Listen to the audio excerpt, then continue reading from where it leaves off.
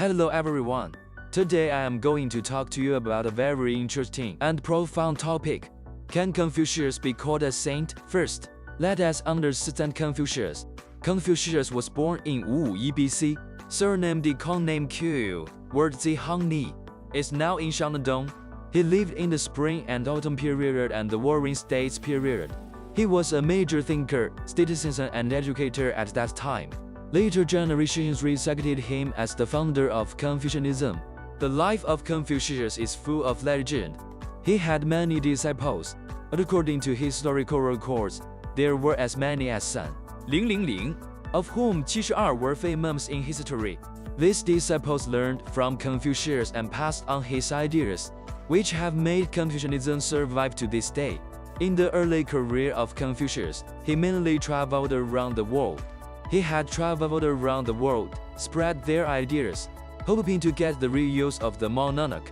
However, due to the complex political environment of various countries at that time, Confucius did not receive much reuse, which made him focus on writing books and biographies in the late period, and also created many famous works of later generations.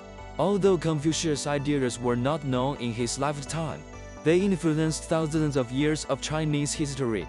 In Chinese history, Confucius is undoubtedly a very important person.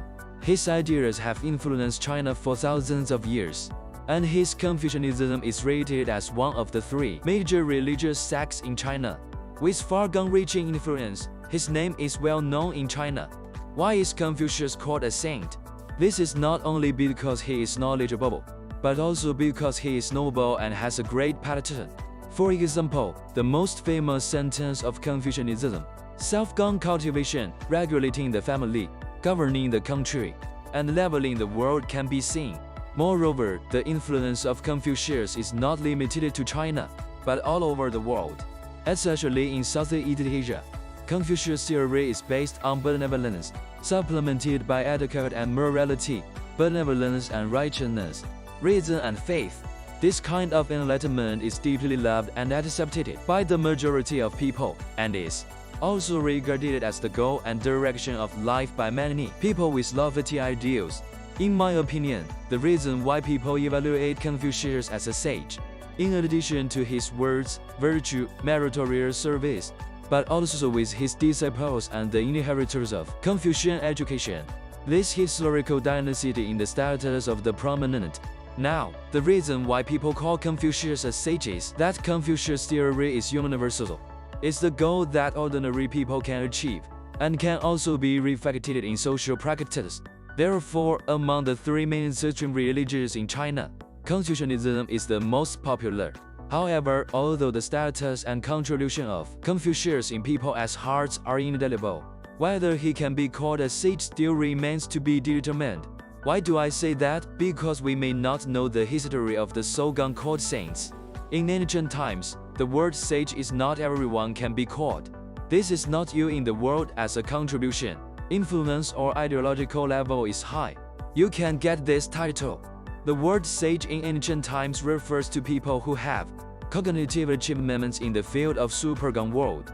For example, Zilu, a disciple of Confucius, asked Confucius, "What is a ghost in the world?" Confucius replied, "Unknown birth is death.